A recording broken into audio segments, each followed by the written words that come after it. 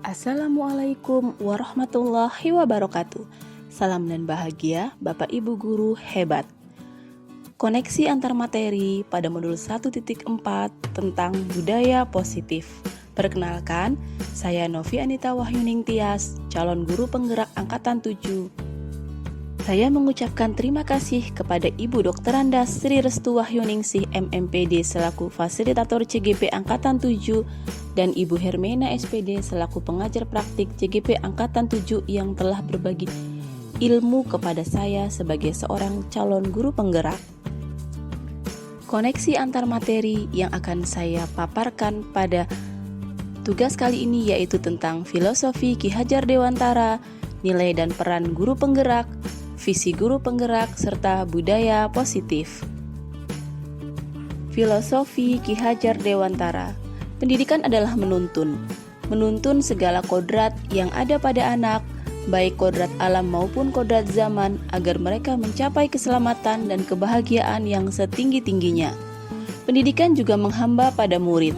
Pendidikan haruslah berpihak pada murid, sesuai dengan minat, bakat, dan kemampuan anak, karena setiap anak adalah unik dan memiliki potensi sejak lahir. Guru ibarat petani, sekolah ibaratkan lahan atau tanah, dan murid adalah benihnya. Petani hanya akan menuntun tumbuhnya benih dengan merawat sepenuh hati. Selanjutnya yaitu nilai dan peran guru penggerak. Sebagai seorang guru, kita harus mempunyai nilai-nilai seorang guru penggerak dan menjalankan perannya agar mampu menuntun tumbuh kembang murid melalui pembelajaran yang berpusat pada murid.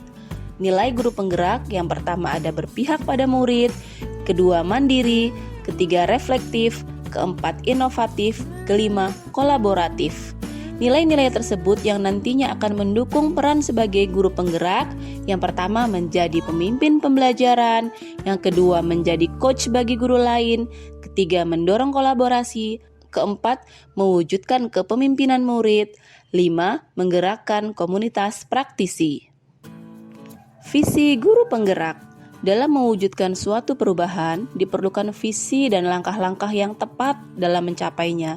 Visi guru penggerak adalah representatif visual tentang bagaimana murid kita di masa depan, yakni mewujudkan profil pelajar Pancasila. Visi dapat terwujud jika terdapat kerjasama dengan semua warga sekolah. Oleh karena itu, dalam mewujudkan visi diperlukan langkah konkret menggunakan metode inquiry apresiatif dalam tahapan Bagja. Terdapat 5 tahapan Bagja. Yang pertama, buat pertanyaan. Kedua, ambil pelajaran. Ketiga, gali mimpi. Keempat, jabarkan rencanamu. Kelima, atur eksekusi. Selanjutnya, budaya positif. Berdasarkan penerapan tahapan Bagja, akan muncul pembiasaan-pembiasaan positif yang kita kenal sebagai budaya positif. Budaya positif akan menciptakan rasa aman dan nyaman pada murid selama proses pembelajaran.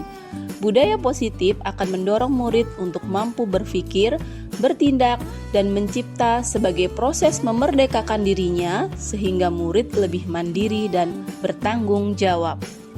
Keterkaitan materi yaitu seorang guru haruslah memahami nilai-nilai sebagai guru penggerak dan mampu menjalankan perannya untuk mewujudkan suatu pembelajaran sesuai dengan filosofi pemikiran Ki Hajar Dewantara yang memerdekakan anak sesuai kodrat alam dan zamannya untuk mencapai kebahagiaan serta keselamatan yang setinggi-tingginya sebagai manusia. Untuk mewujudkan pembelajaran yang berpihak pada murid, dibutuhkan suatu visi. Sebagai seorang pendidik, tentunya kita memiliki harapan-harapan yang ingin dicapai yang akan dituangkan dalam sebuah visi dan menjadi sebuah prakarsa perubahan yang dirancang dalam tahapan Bagja melalui pendekatan inquiry apresiatif yang mencerminkan dimensi pada profil pelajar Pancasila. Melalui penerapan tersebut akan muncul pembiasaan-pembiasaan baik yang memotivasi siswa secara intrinsik sehingga terbentuklah karakter yang mandiri serta bertanggung jawab melalui penerapan budaya positif. Pada modul 1.4 tentang budaya positif, terdapat beberapa konsep yang telah saya pelajari. Di antaranya yang pertama yaitu disiplin positif dan nilai kebajikan universal. Ki Hajar Dewantara menyatakan bahwa untuk menciptakan murid yang merdeka, syarat utamanya adalah harus ada disiplin yang kuat.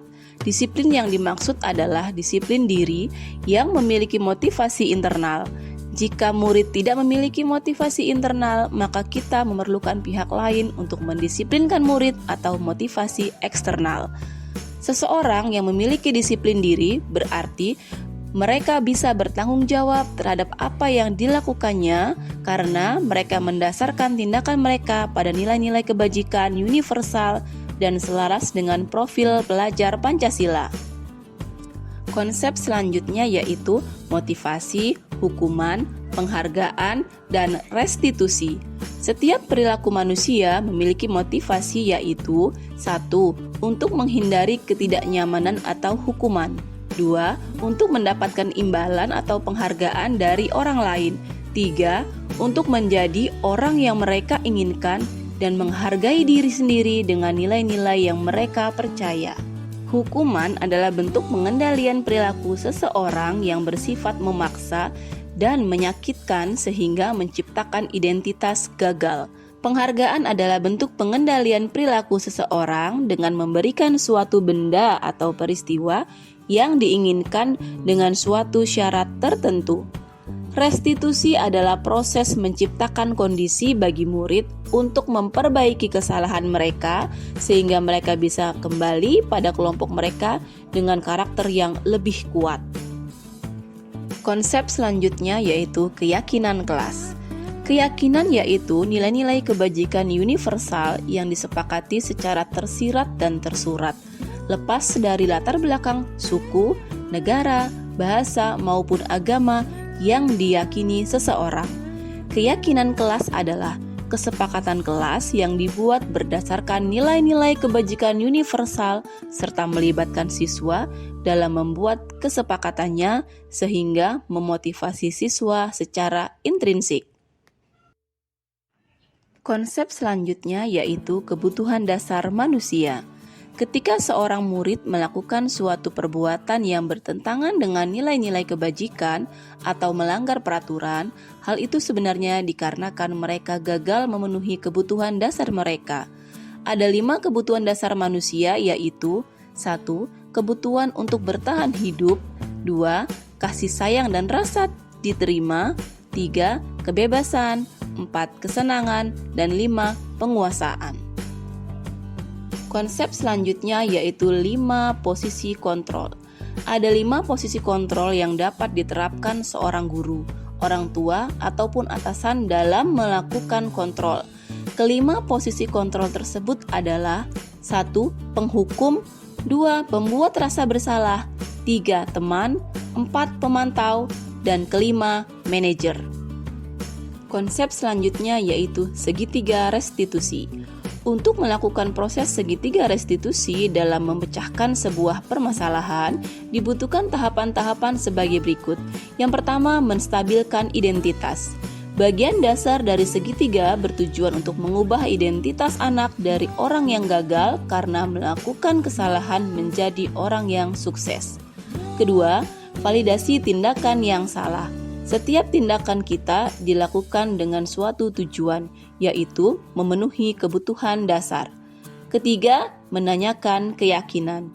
Ketika identitas sukses telah tercapai dan tingkah laku yang salah telah divalidasi, maka anak akan siap untuk dihubungkan dengan nilai-nilai yang dia percaya dan berpindah menjadi orang yang dia inginkan.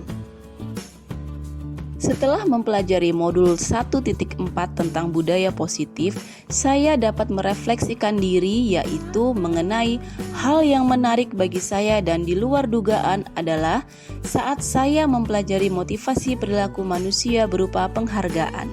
Ternyata penghargaan dapat berdampak kurang baik bagi murid, seperti merusak hubungan, mengurangi ketepatan, menurunkan kualitas, mematikan kreativitas, dan bersifat menghukum. Setelah mempelajari modul ini, saya sadar bahwa dalam menciptakan budaya positif di kelas atau sekolah harus melibatkan siswa dalam menyusunnya sesuai dengan nilai-nilai kebajikan universal yang mereka yakini sehingga dapat menumbuhkan motivasi intrinsik dalam diri mereka untuk bersungguh-sungguh dalam melaksanakannya. Perubahan lain yang terjadi adalah posisi kontrol saya sebagai guru bergeser dari teman dan pembuat rasa bersalah menjadi pemantau dan manajer. Saya sadar bahwa setiap tindakan anak mempunyai motif tertentu. Kita harus mampu menumbuhkan motivasinya secara intrinsik agar mandiri dan bertanggung jawab melalui tahapan segitiga restitusi. Pengalaman yang saya alami terkait penerapan konsep budaya positif yaitu ketika saya mencoba untuk menyusun keyakinan kelas bersama siswa. Mereka sangat antusias dalam menuangkan ide-ide mereka. Mereka juga lebih bertanggung jawab dalam melaksanakan kesepakatan kelas yang telah dibuat. Pada saat saya melaksanakan segitiga restitusi terhadap siswa yang sering bermain game saat jam pelajaran, saya melihat hal lain dalam diri anak. Mereka menceritakan dengan jujur alasan mereka main game saat jam pelajaran tanpa rasa takut. Mereka juga bertanggung jawab terhadap tindakan mereka dengan menentukan konsekuensinya. Perasaan saya sangat senang ketika melihat respon siswa terhadap penerapan budaya positif dan perlahan mulai terbentuk karakter yang menuju profil pelajar Pancasila. Saya juga semakin termotivasi untuk memperbaiki diri sesuai dengan nilai-nilai budaya positif di sekolah.